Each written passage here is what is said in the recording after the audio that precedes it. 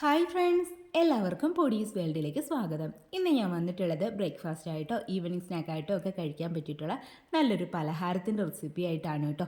ഇത് ആവിയിൽ വേവിച്ചിട്ടാണ് ഒന്ന് തയ്യാറാക്കിയിട്ട് എടുക്കാൻ വേണ്ടി പോകുന്നത്. അപ്പോൾ വീഡിയോ കണ്ടുകൊണ്ടിരിക്കുമ്പം ഇഷ്ടമാവുകയാണെന്നുണ്ടെങ്കിൽ മറക്കാതെ ഒന്ന് ലൈക്കും കൂടി ചെയ്തേക്കണേ. അപ്പോൾ നമുക്കിതെങ്ങനെ തയ്യാറാക്കുന്നതെന്ന് ഒന്ന് നോക്കിയിട്ട് വരാം. പലഹാരം തയ്യാറാക്കി എടുക്കുന്നതിനായിട്ട് ആദ്യം തന്നെ ഒരു പാനിലേക്ക് ഒരു അര ടേബിൾ സ്പൂൺ അളവിൽ നെയ്യൊന്ന് ചേർത്ത് കൊടുക്കാം. നെയ്യൊന്ന് ചൂടായി വരുമ്പോഴേക്കും ഞാൻ ഇതിലേക്ക് കുറച്ച് ബദാം ഒന്ന് ചേർത്ത് കൊടുക്കുകയാണ്. അതൊന്ന് ഗ്രേറ്റ് ചെയ്തെടുത്തിട്ടുണ്ട്.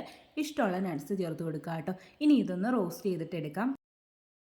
അപ്പോൾ ദാ ബദാമിൻ്റെ കളറൊക്കെ ഒന്ന് മാറി വന്നിട്ടുണ്ട്. ഈ ഒരു സമയത്ത് ഇതിലേക്ക് തേങ്ങ ചേർത്ത് കൊടുക്കുക കേട്ടോ. ഞാനിവിടെ ഒരു അരക്കപ്പ് അളവിലാണ് തേങ്ങ എടുത്തിട്ടുള്ളത്. ഇനി ഇത് നന്നായിട്ടൊന്ന് മിക്സ് ചെയ്തിട്ട് എടുക്കാം. ഇതിൻ്റെ കളറൊന്നും ചേഞ്ച് ആയി പോകേണ്ട ആവശ്യമില്ല കേട്ടോ. ഇത് ജസ്റ്റ് ഒന്ന് ചൂടായി വന്നാൽ മാത്രം മതിയാകും. അതുവരെ നമുക്കൊന്ന് മിക്സ് ചെയ്തിട്ട് എടുക്കാം കേട്ടോ. അതിനുശേഷം ഇതിലേക്ക് ചെറുപയർ ചേർത്ത് കൊടുക്കുക കേട്ടോ. ഞാനിവിടെ ഒരു അരക്കപ്പ് അളവിലാണ് ചെറുപയർ എടുത്തിട്ടുണ്ടായിരുന്നത്. അത് നന്നായിട്ട് കഴുകിയതിന് ശേഷം 8 മണിക്കൂർ കുതിർക്കാൻ വേണ്ടിയിട്ട് വെച്ചിട്ടുണ്ടായിരുന്നു. എന്നിട്ട് ഇത് കുക്കറിൽ ഇട്ടിട്ട് കുറച്ച് വെള്ളവും ഒരിത്തിരി ഉപ്പും കൂടി ഇട്ടിട്ട് ഒന്ന് വിസിലടുപ്പിച്ച്, ഒരു വിസിലേ ഞാൻ അടുപ്പിച്ചിട്ടുള്ളൂ കേട്ടോ. അങ്ങനെ വിസിലടുപ്പിച്ചിട്ട് വേവിച്ചിട്ട് എടുത്തിട്ടുള്ള പയറാണ് കേട്ടോ. കയ്യിലുള്ള പയറിൻ്റെ വേഗിൻ്റെ അനുസരിച്ചിട്ട് വിസിലടുപ്പിച്ചിട്ട് എടുക്കുക കേട്ടോ. അത് നമുക്കിതിലേക്ക് ചേർത്ത് കൊടുത്തിട്ട് ഇത് നന്നായിട്ടൊന്ന് മിക്സ് ചെയ്തിട്ട് എടുക്കാം കേട്ടോ. അടുത്തതായിട്ട് ഇതിലേക്ക് മധുരത്തിന് ആവശ്യമായിട്ടുള്ള പഞ്ചസാര ചേർത്ത് കൊടുക്കാം. ഞാനിവിടെ ഒരു 6 ടേബിൾ സ്പൂൺ അളവിലാണ് കേട്ടോ പഞ്ചസാര ചേർത്ത് കൊടുക്കുന്നത്. നമ്മുടെ മധുരത്തിൻ്റെ അനുസരിച്ചിട്ട് പഞ്ചസാരയുടെ അളവിൽ വ്യത്യാസം വരുത്താം കേട്ടോ. പഞ്ചസാരയ്ക്ക് പകരം ശർക്കര വേണമെങ്കിൽ ഉപയോഗിക്കാം.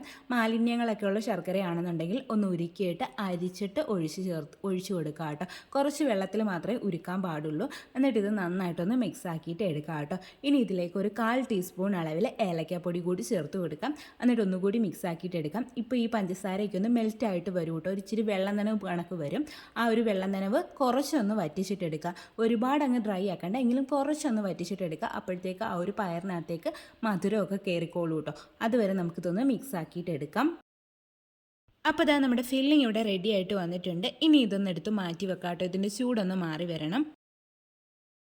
അടുത്തതായിട്ട് ഞാൻ ഒരു കടായി എടുത്തിട്ടുണ്ട്. ആ ഒരു കടായിലേക്ക് 2 കപ്പ് അളവിൽ വെള്ളം ഒഴിച്ചു കൊടുക്കുകയാണ് കേട്ടോ. ശേഷം ഇതിലേക്ക് ആവശ്യമായിട്ടുള്ള ഉപ്പ് കൂടി ചേർത്ത് കൊടുക്കാം. പിന്നീട് ഞാനിതിലേക്ക് ഒരു 1/4 ടീസ്പൂൺ അളവിൽ ചെറിയ ജീരകം കൂടി ചേർത്ത് കൊടുക്കുകയാണ്. ജീരകത്തിൻ്റെ ആ ഒരു സ്മെല്ലൊന്നും ഇഷ്ടമല്ല എന്നുണ്ടെങ്കിൽ ഇത് ഒഴിവാക്കാം കേട്ടോ. പിന്നീട് ഞാനിതിലേക്ക് കുറച്ച് മഞ്ഞൾപ്പൊടി കൂടി ചേർത്ത് കൊടുക്കുകയാണ്. ചെറിയൊരു കളറിന് വേണ്ടിയിട്ടാണ് ചേർത്ത് കൊടുക്കുന്നത്. ഇത് ഓപ്ഷണലാണ് കേട്ടോ. പിന്നീട് ഇതിലേക്ക് ഒരു അര ടേബിൾ സ്പൂൺ അളവിൽ നെയ്യ് കൂടി ചേർത്ത് കൊടുക്കാം. എന്നിട്ട് ഇത് നന്നായിട്ടൊന്ന് മിക്സ് ആക്കി എടുത്തിട്ട് ഇത് നമുക്ക് നന്നായിട്ടൊന്ന് തിളപ്പിച്ചിട്ടും കൂടി എടുക്കാം കേട്ടോ. അപ്പോൾ അത് ആ വെള്ളമൊക്കെ നന്നായിട്ടൊന്ന് തിളച്ച് വന്നിട്ടുണ്ട്. ഈ ഒരു സമയത്ത് ഫ്ലെയിം ഒന്ന് കുറച്ച് വെച്ചതിന് ശേഷം ഇതിലേക്ക് റവ ചേർത്ത് കൊടുക്കാം. ഞാനിവിടെ 1 കപ്പ് അളവിലാണ് കേട്ടോ റവ എടുത്തിട്ടുള്ളത്. വറുത്ത റവയാണ് ഞാൻ എടുത്തിട്ടുള്ളത്. ഇത് നമുക്കിതിലേക്ക് ചേർത്ത് കൊടുക്കാം. ഒരു കൈ വെച്ചിട്ട് റവ ചേർത്ത് കൊടുക്കുക, മറ്റേ കൈ വെച്ചിട്ട് ഇതൊന്ന് മിക്സ് ചെയ്തിട്ടും കൂടി എടുക്കുക കേട്ടോ. ഒട്ടും തന്നെ കട്ടകളൊന്നും ഇല്ലാത്ത രീതിയിൽ വേണം മിക്സ് ചെയ്തിട്ട് എടുക്കാൻ വേണ്ടിയിട്ട്. അപ്പോൾ ദാ റവ മുഴുവനും ഞാൻ ചേർത്ത് കൊടുത്തിട്ടുണ്ട്. ഇതിപ്പോൾ ഒരിത്തിരി ലൂസായിട്ടാണ് ഇരിക്കുന്നത്, കുറച്ച് വെള്ളം പോലാണ് ഇരിക്കുന്നത്. ഇത് കുറച്ച് കഴിയുമ്പോഴത്തേക്ക് തിക്കായി വരും കേട്ടോ. ആ ഒരു റവ വെള്ളമൊക്കെ അബ്സോർബ് ചെയ്തിട്ട് തിക്കായിട്ട് വരും. അതുവരെ നമ്മളിതൊന്ന് മിക്സ് ചെയ്തിട്ട് എടുക്കുക കേട്ടോ. പെട്ടെന്ന് തന്നെ ആയി കിട്ടും കേട്ടോ. അപ്പോൾ അതൊന്ന് റെഡി ആയിട്ട് വന്നിട്ടുണ്ട്. വെള്ളമൊക്കെ ഒന്ന് വറ്റിയിട്ട് ഇതൊന്ന് ഡ്രൈ ആയിട്ട് വന്നിട്ടുണ്ട്. പാനിൽ നിന്നൊക്കെ ഒന്ന് വിട്ട് വരുന്ന ആ ഒരു രീതിയായിട്ട് വന്നിട്ടുണ്ട്. ഈ ഒരു സമയത്ത് നമുക്ക് ഫ്ലെയിം ഒന്ന് ഓഫ് ചെയ്ത് കൊടുക്കാം. എന്നിട്ട് ഇതൊന്ന് എടുത്ത് മാറ്റി വെക്കാം കേട്ടോ. അടച്ച് വെക്കണം. ഒരു 2 മിനിറ്റ് നേരത്തേക്കൊന്ന് അടച്ച് വെച്ചാൽ മതിയാവും കേട്ടോ. കൂടുതൽ സമയമൊന്നും വേണ്ട. കൂടുതൽ സമയമായി കഴിഞ്ഞാൽ നമുക്കിത് കുഴച്ചെടുക്കാൻ ബുദ്ധിമുട്ടാവും. ചെറിയൊരു ചൂടോടുകൂടി തന്നെ നമുക്കിത് കുഴച്ചിട്ടെടുക്കണം കേട്ടോ. അപ്പോൾ ഇതാ ഇപ്പോൾ ഒരു 2 മിനിറ്റൊക്കെ ആയിട്ടുണ്ട്. നമുക്കിനി ഇത് നന്നായിട്ടൊന്ന് കുഴച്ചിട്ടെടുക്കാം കേട്ടോ. ഇതിൽ അത്യാവശ്യം ചൂടൊക്കെ ഉണ്ട്. കൈ പൊള്ളാനൊക്കെയുള്ള ചാൻസ് ഉണ്ട്. അങ്ങനെ പൊള്ളുന്നുണ്ടെന്ന് തോന്നുകയാണെന്നുണ്ടെങ്കിൽ സാധാ വെള്ളത്തിൽ ഒന്ന് കൈ ഡിപ്പ് ചെയ്തിട്ട് ആ ഒരു വെള്ളമൊക്കെ ഒന്ന് കുടഞ്ഞ് കളഞ്ഞിട്ട് വേണം കുഴച്ചിട്ടെടുക്കാൻ. അല്ലാന്നുണ്ടെങ്കിൽ നമ്മുടെ മാവിൽ വെള്ളത്തിൻ്റെ അളവ് കൂടും കേട്ടോ. അപ്പോൾ ഇത് നമുക്ക് നന്നായിട്ടങ്ങ് കുഴച്ചിട്ടെടുക്കാം. ചൂടോടുകൂടി കുഴയ്ക്കുന്നതായിരിക്കും നല്ലത് കേട്ടോ. അപ്പോൾ ആദ്യം ഞാൻ നന്നായിട്ട് കുഴച്ചെടുത്തിട്ടുണ്ട്. ഇനി ഇതിൽ നിന്നും കുറച്ച് പോർഷൻ എടുത്തിട്ട് ഒന്ന് ഉരുളയാക്കി എടുക്കാം. അതിനുശേഷം കയ്യിൽ വെച്ചിട്ട് ഒരു കുഴു പോലെ ആക്കിയിട്ട് എടുക്കാം. അതിലേക്ക് നമ്മൾ റെഡിയാക്കി വെച്ചിട്ടുണ്ടായിരുന്ന ആ ഒരു ചെറുപയറിൻ്റെ മിക്സ് ഉണ്ടല്ലോ, അത് ഇതിലേക്ക് വെച്ച് കൊടുക്കാം. അതും ഞാനൊരു ഉരുളയാക്കിയിട്ടാണ് വെച്ച് കൊടുക്കുന്നത്. എന്നിട്ട് അതൊന്ന് പ്രസ് ചെയ്തിട്ട് കൊടുക്കുക. ശേഷം ഇത് ഫുള്ള് കവർ ചെയ്തിട്ട് എടുക്കുക കേട്ടോ. കവർ ചെയ്തെടുത്തതിന് ശേഷം പിന്നെ ഒന്നും കൂടി നന്നായിട്ട് കൈ വെച്ചിട്ട് ഒന്നും കൂടി ഒന്ന് ഉരുട്ടി എടുക്കുന്നുണ്ട് കേട്ടോ. അതിനുശേഷം കയ്യിൽ വെച്ചിട്ട് കൈ വെച്ചിട്ട് ഇങ്ങനെ ഒന്ന് ജസ്റ്റ് ഒന്ന് പ്രസ് ചെയ്തും കൂടി കൊടുക്കുന്നുണ്ട്. ഈ ഒരു ഷേപ്പ് തന്നെ വേണം എന്നില്ല കേട്ടോ, ഇഷ്ടമുള്ള ഷേപ്പിൽ ആക്കിയിട്ട് എടുക്കാം. അപ്പോൾ അതെല്ലാതും ഞാൻ ഇതേ കണക്ക് തന്നെ ഒന്ന് റെഡി ആക്കട്ടെ, ബാക്കിയുള്ളതെല്ലാതും. അപ്പോൾ നമ്മൾ ഓരോ തവണ ഉരുള എടുക്കുമ്പോഴും ആ ബാക്കിയുള്ള മാവുണ്ടല്ലോ അതൊന്ന് അടച്ചും കൂടി വെക്കണേ, അല്ലാന്നുണ്ടെങ്കിൽ ഡ്രൈ ആയി പോകാനുള്ള ചാൻസ് ഉണ്ട്. എന്നിട്ട് ഇതിൻ്റെ മുകളിലേക്ക് ഞാനിവിടെ ഉണക്കമുന്തിരിങ്ങ കൂടി വെച്ചിട്ടുണ്ട്. ചെറിയൊരു ഭംഗിക്ക് വേണ്ടിയിട്ടാണ് അങ്ങനെ വെച്ച് കൊടുത്തിട്ടുണ്ടായിരുന്നത്. അപ്പോൾ എല്ലാതും ഞാനിവിടെ റെഡിയാക്കി എടുത്തിട്ടുണ്ട്. ഈ ഒരു അളവിൽ എനിക്കൊരു 8 എണ്ണമാണ് കേട്ടോ കിട്ടിയിട്ടുള്ളത്. അതെല്ലാതും ഞാനിവിടെ ഇഡലിത്തട്ടിലേക്ക് വെച്ച് കൊടുത്തിട്ടുണ്ട്. ആ ഒരു ഇഡലിത്തട്ടിൽ ഓയിലൊന്ന് തേച്ചിട്ടാണ് അതിൻ്റെ പുറത്തേക്കാണ് ഇത് വെച്ച് കൊടുത്തിട്ടുണ്ടായിരുന്നത് കേട്ടോ.